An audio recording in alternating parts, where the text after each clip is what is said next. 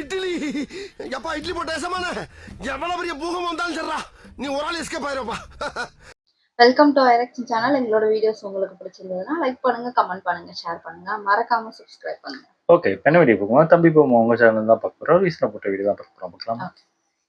Hello guys, எல்லாரும் எப்படி இருக்கீங்க? இப்போ நம்ம எலெக்ஷன் தகவலை பார்ட் 4 பார்க்க போகிறோம். இந்த வீடியோவில் அரசியல்வாதிகள் ஒரு நிலைப்பாடை எடுத்துட்டு அதுக்கப்புறம் மாற்றி மாற்றி பண்ண சம்பவங்களை பற்றி பார்க்க போகிறோம். இந்த வீடியோவிலேருந்து அரசியல் எப்படி வேலை செய்யும், அரசியல்வாதிகள் அவங்க தேவைகளுக்காக எப்படி மாறுவாங்க, தமிழ்நாட்டோட அடிப்படை அரசியல் எப்படி இருக்குன்னு தெரிஞ்சுக்கிட்டு உங்கள் ஓட்டை கரெக்டான ஆளுக்கு போடுங்க. இப்படி இந்த வீடியோக்கு ஒரு லைக்கை போட்டுருங்க. வீடியோ எடுத்து வரணும்னு சொல்லி ரொம்ப எஃபர்ட் போட்டு வீடியோ ரெடி பண்ணிருக்கோம். ஸோ ஒரு லைக்கை மட்டும் போட்டுருங்க. ஓகே, இப்போ நம்ம வீடியோக்குள்ள போகலாமா? நான் உங்கள் ஜெடி, நீங்கள் பார்த்துட்டு இருக்கிறது தம்பி இருக்கியா? யாரி போயிடுச்சா? போவோமா? முதல் சம்பவம் மங்களகரமா ஆண்டவர்கிட்ட இருந்தே போயிடலாம். சினிமால ஆண்டவர் ஒரு எல்லளவு கூட யாராலையும் விமர்சனம் பண்ண முடியாது. அதுவே அரசியல்ல அவர் விமர்சனம் பண்ணாம போக முடியாது. அதிமுகவோட கூட்டணி இருக்காதுன்னு நானே சொல்லிடுவேன். திமுகவோட கூட்டணி இருக்காதுன்னு திரு கமலஹாசன் சொல்வாரா?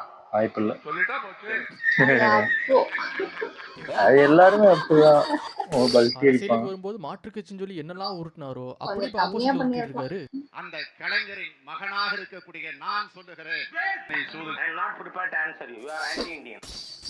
எதுக்கா நீங்க டிஎம்கேவோட போய் தெரிஞ்சீங்க? நீங்க தான் ரிமோட் கண்ட்ரோல் எல்லாம் தூக்கி போட்டீங்களே டெலிவிஷன் மேல. அது தூக்கி போட்டேன், ஆனா ரிமோட்டை வேற ஆள் தூக்கிட்டு ஓடிட்டா. ஆகா, அங்க போக கூடாதுயா ரிமோட்டு அப்படின்னு எடுத்த முடிவு. அந்த அலையன்ஸ் புரிஞ்சியா? புரிஞ்சுங்க. புரியல ஏதோ தூக்கிட்டு வந்துடும் பிஜேபி. யாருக்கு ஓட்டு போட போறீங்க? குடும்ப அரசியல்ங்கிற பேர்ல நாட்டையே குழி தோண்டி புதைச்சாங்களே அவங்களுக்கா? குடும்பமாக நினைக்கும் தலைவர்கள் எல்லோருமே குடும்ப அரசியல் தான் செய்வது. அவர் நம்ம கிட்ட மாற்றம், மையம், உயரம்னு புரியாத மாதிரி பேசும்போது நம்ம கெஸ் பண்ணிருக்கோம் நமக்கு ஆப்ப வைக்க போறாருன்னு. 11 மணிக்கு வண்டி கட்டிட்டு யாராவது தடுத்தா, அதிகாரி தடுத்தால் அந்த அதிகாரி இல்லாமல் செய்கிறேன் என்கிறாரே. அவரை வேலையை விட்டு நீக்கிறத பத்தி சொல்றாரா, கொலை பண்றத பத்தி சொல்றாரா? எப்படி பார்த்தாலும் நீ கிரிமினல், எப்படி பார்த்தாலும் நீ குற்றவாளி. உன் பேச்சில இருந்து உன்னுடைய குற்றங்கள் அவருக்கே பிரச்சாரம் பண்ணிட்டு இருக்காரு. என்ன சொல்றோன்னே தெரிஞ்சுக்கிட்டு பேசணும். ஏன் கமலஹாசனுடைய வேட்பாளர் இங்க பேச சொல்லி பார்க்கணும். இதனுடைய பின்னணியில பிஜேபி இருக்கு. இன்னொரு ஊழல் கட்சியாக இருக்கவே முடியாது என்ற நியாயத்தை நான் உங்களுக்கு சொல்லி தெரியப்படுத்த வேண்டியது. திடீர்னு அங்கிருந்து இங்க வந்துட்டாரு அப்படின்னு கேட்பீங்க. இது முதல்வர் கொடுத்த அசைன்மெண்ட். தமிழக அரசியல் சரித்திரத்தில் அங்க கண்டுபிடிச்சிட்டாங்க. இங்க புதுசா ஏமாத்த வந்திருக்கும். உருவாக்க போகிறது.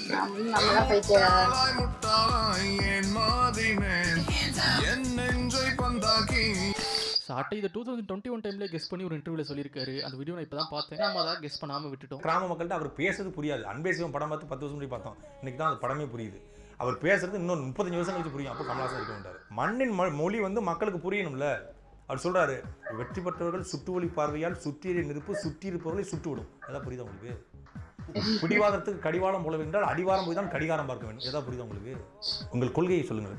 என் கொள்கையை நான் புத்தகமாக தருவேன். புத்தகத்தை கொடுங்க, நான் அதை கொள்கையாக சொல்லுவேன்.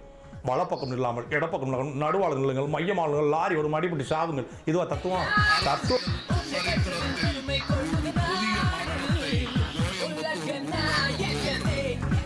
2024 டைம்ல டிஎம்கேவே தோத்து போற அளவுக்கு பிஜேபியை ஏடிஎம்கே அடிச்சிட்டு இருந்தாங்க. அவங்க கூட நாங்க சேர மாட்டோம்னு.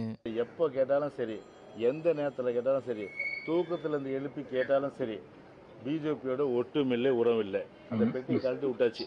அதனால இனிமே அந்த பெட்டியை என்ஜினோட சேர்க்கிற அந்த ஒரு எண்ணமே கிடையாது. தண்ணியில தான் எழுதி வச்சுக்கணும். நேற்று இன்று இல்லை, நாளை இல்லை. நாளையெல்லாம் 2024 இல்லை. எத்தனை தடவை இதை சொல்வது உங்களுக்கு? இவங்களோட கூட்டணி வச்சுதாங்க எங்க ஆட்சியை போச்சு. இல்லைன்னா நான் ஜெயிச்சிருப்பேங்க. கடந்த முறை உங்களுடைய தோல்விக்கு பிஜேபி தான் காரணம். நீங்க அதே கூட்டணி தான் இப்பவும் இருக்கு. அது எப்படி நீங்க இந்த முறை எப்படி அதை சமாளிக்க போறீங்க? அவங்களுடைய ஐடியாலஜி வேறு, எங்களுடைய ஐடியாலஜி வேறு. அண்ணா பேருந்து அண்ணா அன்னைக்கு சுதந்திர கட்சியோட கூட்டணி வச்சாரு. எல்லாம் நிருபங்களை மாதிரி கேட்டாங்க. என்னங்க இந்திக்கு ஆதரவு வந்தார், அவர் இந்தி திணிப்புக்கு காரணம் வந்தார், பல பேரோட உயிரெல்லாம் போச்சு, அவரோட நீ கூட்டு நிற்கணும். எங்களுக்கு அன்னைக்கு காங்கிரஸை வீழ்த்தணும். இன்னைக்கு சுச்சுவேஷனில் பார்த்தீங்கன்னா திமுக வீழ்த்தணும். அதுதான் வந்து ஒரு அல்டிமேட்டா இருக்கு. இதுவும் உங்களுக்கு ஒரே பிராண்ட். அதுல உங்களுக்கு கொஞ்சம் கன்ஃபியூஸ் ஆயிடுச்சு. பொதுவா தமிழ்நாட்டுல ஒரு அறவேக்காடு யாருன்னு கேட்டா எல்லாரும் அண்ணாமலை தான் அறவேக்காடு. அரசியல் அண்ணாமலை ஒரு கத்துக்குட்டி. அண்ணாமலைக்கு கொஞ்சம் கூட அரசியல் தகுதியே இல்லைன்னு தான் அர்த்தம். A few years later. ஐயா பசுமன் தேவரையாவுடைய மது குட்டியோடாக இன்றைக்கு இருக்கின்ற நம்முடைய அண்ணாமலையார் வழி கிடையாது. ஐயோ அந்த லட்சத்துல ஆக்கிட்டாங்களே. இவங்க தான் இப்படின்னா நம்ம குக்கர் என்ன இவங்கள போட்டு செஞ்சுட்டு இருந்தாரு, இவங்க கூட நான் சேர மாட்டேன்னு. சூசைட் பண்ணிக்கிற கடத்துல விழுவுறதுக்கு போக மாட்டாங்க. பிஜேபி நோட்டாவோட போட்டி போட்டுட்டு இருக்க கட்சியோட பழனிசாமியோட போகணுங்கிறீங்களா நீங்க பேச்சு? அதுக்கு நாங்க தூக்குமாடி கூட சொல்லிட்டு வரோம். பழனிசாமி 2026 தேர்தலுக்கு பிறகு நடு ரோட்டில் இருக்க போகிறேன் என்பதை மறைமுகமாக அவரை அப்போ நீங்க கூட சேர்ந்திருப்பீங்க போல இருக்க. ஏற்றுக்கொண்டு நாங்கள் அவர்களுக்கு ஆதரவாக நாங்கள் எப்படி அந்த கூட்டணியில் இருக்க முடியும்? பங்காளி சண்டையெல்லாம் தூக்கி ஓரமாக வைத்துவிட்டு விட்டு கொடுப்பவர்கள் என்றைக்கும் கெட்டு போவதில்லை, எல்லாவற்றையும் மறந்துவிட்டு மீண்டும் நாங்கள் என்டிஏவில் இணைஞ்சிருக்கோம். கவர் எது ஸ்ட்ராங்கா இருக்கும்? கவர் எதுக்கா தூக்க மாட்டோம். 2024 இவங்க பேசின பேச்சுக்கு பாகிஸ்தான் இந்தியா மாதிரி அடிச்சுக்குவாங்கன்னு பார்த்தா மாமா மச்சான் மாதிரி ஒன்று சேர்ந்துட்டாங்க. இப்ப அப்படியே இந்த குழப்பத்தை தூக்கி டிஎம்கே மேல போட்டுட்டு எடப்பாடி ஒரு இன்டர்வியூல எல்லாத்தையும் ஒன்று சேர்த்துட்டாரு. வருகின்ற நாடாளுமன்ற தேர்தல் மட்டுமல்ல, அடுத்து வருகின்ற சட்டமன்ற தேர்தலில் பிஜேபி கட்சியுடன் அனைத்து இந்திய அண்ணா திராவிட முன்னேற்ற கழகம் கூட்டணி இல்லை என்பதை தெளிவு. A few years later. ஏங்க வைகோ வந்து எந்த அளவுக்கு திமுக பத்தி விமர்சனம் பண்ணாரு, அதெல்லாம் உங்க தொலைக்காட்சியில போட மாட்டேங்கிறீங்க. காங்கிரஸ் எந்த வழியில் இருந்தது? எமர்ஜென்சி கொண்டு வந்தாங்க, ஒரு மிசா சட்டத்தை கொண்டு வந்தாங்க. அப்பொழுது திமுக என்ன சொல்லுச்சு? படு துன்பத்தை அனுபவிச்சுன்னு சொன்னாங்க. எங்களுக்கு எந்த ஒரு சங்கடம் கிடையாது, மன வருத்தம் கிடையாது, குடும்ப ஆட்சிக்கு முடிவு கட்டிக்கிறதாவ ஒன்றாக இணைந்திருப்போம், வெற்றி பெறுவோம். எங்களுக்கு எந்த ஒரு சங்கடம் கிடையாது. பேசினதுல ஒரு பாயிண்ட் இருக்கு. வைகோ பத்தி நீங்க பேசினதை கவனிச்சிருந்தீங்கன்னா அதுல ஒரு பாயிண்ட் இருக்கு. என்னன்னு அதையும் பார்க்கலாம். வைகோ டிஎம்கேல இருந்தப்ப எப்படி இருந்தாருன்னா, கலைஞரிடம் தமிழ் இல்லையா? அட பைத்தியக்காரி, சூரியனில் ஒளி இல்லையே, வானத்தில் நட்சத்திரங்கள் இல்லையே, இமயத்தில் பனி இல்லையே, சிங்கத்தில் கர்ஜனை இல்லையே, சிறுத்தையில் சீற்றம் இல்லையே, புலியில் பாய்ச்சல் இல்லையே, திராவிட முன்னேற்ற கழக தொண்டனிடம் வீரம் இல்லையே, டாக்டர் கலைஞரிடமும் தமிழ் இல்லையா? இப்படி இருந்த வைகோ டிஎம்கேல இருந்து வெளியே பிரிஞ்சு வந்தப்ப எப்படி மாறி இருந்தாருன்னா, தமிழ்நாட்டிலே யாருமே திமுகவை அப்படி விமர்சனம் பண்ணதில்ல, அந்த அளவுக்கு மாறி இருந்தாரு. அண்ணன் வைகோ அவர்கள் தலைவர் கலைஞருக்கு பக்கத்திலே இருந்து அரசியல் கத்துக்கிட்டவர். தலைவர் கலைஞர் அவர்களை பற்றி அடிக்கடி சொல்லுகிற போது வெட்கம், மானம், சூடு, சொரண, ரோசம் எதுவும் இல்லாத கலைஞர் கருணாநிதி ஊழல் திமுகவோடு 2G ஊழலில் சிக்கி குடும்ப அரசியல் நடத்தி அண்ணாவின் இயக்கத்தை நாசமாக்கி ஈழத் தமிழர்களை காவு கொடுத்து லட்சக்கணக்கான ஈழத்தமிழர் படுகொலைக்கு முழுக்க காரணமான திமுக தலைமை. நான் இதை விட ஒரு இன்னொரு தொழில் பண்ணலாமே கேட்டலாம். வேற ஒரு தொழில் உலகம் பூரா பிரசித்தி பெற்று ஆதிமனிதன் காலத்தில் இருக்கிற ஒரு தொழில் கலைஞரும் செய்யலாம், இவங்களும் செய்யலாம். நான் ஒண்ணு தப்பா சொல்லுவீங்க, அவருக்கு நாதஸ்வரம் வாசிக்கக்கூடிய தொழிலும் தெரியும், அதனால சொல்றேன். நான் அப்படியே ஷாக் ஆயிட்டேன். தமிழின தலைவர் இன துரோகி, இத்தனை 1000 மேடைகளில் இன துரோகி என்று 2009 பேசிய இந்த வைகோ எப்படி உடன்பாட்டுக்கு போவான்? A few years later. தமிழகத்துக்கு அடுத்த முதல்வராக தளபதி ஸ்டாலின் வர வேண்டும் என்று வைகோ சொல்லாம யார் சொல்லுவா? எப்பெல்லாம் வைகோ வராரோ அப்பெல்லாம் தோந்துக்கிறாங்க.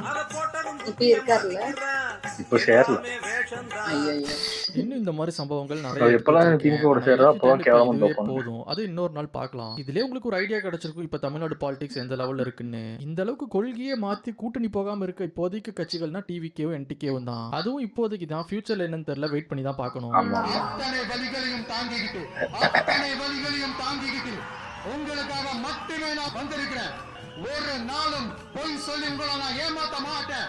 உங்க விஜய்க்கு, உங்க அண்ணனுக்கு, உங்க தம்பிக்கு, உங்க பிள்ளைக்கு ஒரே ஒரு வாய்ப்பு கொடுங்க. அசாத்தியமானதா பேசுறாரு. அசாத்தியத்தை சாத்தியமாக்குறவனுக்கு பேர் தான்டா புரட்சியாளன். அப்படிப்பட்ட கனவை எங்கள் தலைவன் எங்களுக்கு தந்தான். பசி, பஞ்சம், ஊழல், லஞ்சம், கொலை, கொள்ளை, சாதிய இழிவு, தீண்டாமை, அடக்குமுறை, ஒடுக்குமுறை, பெண்ணி அடிமைத்தனம், மது, மத போதை எதுவும் இல்லாத ஒரு தூய தாயகம் தமிழர் தேசம் படைக்கணும்னு ஆசை. கடல் தாண்டும் பறவைக்கெல்லாம் வழியில் மரங்கள் கிடையாது. ஒரே ஒரு வாய்ப்பு கொடுங்க. எல்லா கட்சியோட மேனிஃபெஸ்டோவும் எடுத்து படிச்சு பாருங்க. லோக்கல்ல உங்க ஏரியால அவங்க சொன்னது நடந்திருக்கான்னு பாருங்க. யார் உங்களுக்கு சரின்னு படுதோ அந்த கட்சிக்கு ஓட்டு போடுங்க. ஆனா மறக்காம ஓட்டு போடுங்க. இந்த வீடியோ நீங்க ஓட்டு போடுறதுக்கு முன்னாடி பாத்துருந்தீங்கன்னா யாருக்கு ஓட்டு போட போறீங்கன்னு சொல்லி கமெண்ட் பண்ணுங்க. போட்டிருக்காரா ஓட்டுன்னு சொல்லி கமெண்ட் பண்ணுங்க. கள நிலவரத்தை தெரிஞ்சுக்கலாம். ஓகே மக்களே, இந்த வீடியோக்கு ஒரு லைக் மட்டும் போட்டுருங்க. அடுத்த வீடியோல பார்க்கலாம். வரட்டா. நல்லா இருந்துச்சு. ஆனா இது அரசியல்ல வந்து இது ரொம்ப சாதாரணமா ஆயிடுச்சு. அது வந்து புரிஞ்சுக்கல யாருமே. அப்போ அது இங்க வந்தா இவங்கெல்லாம் நல்லவங்க அந்த மாதிரிதான் போச்சு. செந்தில் பாலாஜி எங்க இருந்தாரு? ஏடிஎம்கேல இருந்தாரு. அது ஃபுல்லா கிளின்னு கிழிச்சாங்க திமுக இருக்க எல்லாருமே. இப்ப சேர்ந்தோடனே அப்படியே புகழ். இது எல்லா இதுவுமே அதேதான். கருணாசுமே எங்க இருந்தாரு? ஏடிஎம்கேல இருந்தாரு. அங்க கிளின்னு கிழிச்சிட்டு இருந்தாரு அங்க இருக்கவங்க எல்லாத்தையும். இப்ப திமுக சேர்ந்தோடனே இங்க அப்படியே ஆப்போசிட்ல திட்ட ஆரம்பிச்சிருந்தாரு. இது நடக்கதான் செய்யும். அதே மாதிரிதான் ஓபிஎஸ்ஆ இருக்கட்டும், எல்லாருமே அவங்கவுங்க டைம் வரும்போது அவங்க ஜம்ப் அடிக்க தான் செய்வாங்க. ஜம்ப் அடிக்காம இருக்க மாட்டாங்க எனக்கு தெரிஞ்சு. சீமான், விஜய் எப்படின்னு தெரில. அது போகதான் தெரியும். நம்மளுக்கும் தெரியாது இல்ல. அவங்க சிச்சுவேஷன் மேபி இந்த மாதிரி ஆச்சுன்னா மேபி தெரில எப்படி ஆக போகுது என்ன. மேபி எனக்கு தெரிஞ்சு என்னன்னா அவங்க எதுவும் பண்ண மாட்டாங்க. மேபி அவங்க கூட இருக்கவங்க யாராவது ஜம்ப் அடிக்க வாய்ப்பு இருக்கு. மேபி அப்படி வேணா நடக்கும். ஸ்ட்ரெயிட்டா இவங்கெல்லாம் ஜம்ப் அடிக்க மாட்டாங்க. அந்த கூட இருக்கவங்க, அந்த பக்கத்துல இருக்கவங்க, அந்த மாதிரி ஆட்கள் ஜம்ப் அடிச்சு அவங்களுக்கு எதிராக பேசுறதுக்கு நிறைய வாய்ப்பு இருக்கு. மேபி பார்க்கலாம் என்ன நடக்குது. ஓகே, என் வீடியோஸ் உங்களுக்கு பிடிச்சிருந்தா லைக் பண்ணுங்க, ஷேர் பண்ணுங்க, கமெண்ட் பண்ணுங்க, மறக்காம சப்ஸ்கிரைப் பண்ணுங்க. எல்லாருக்கும்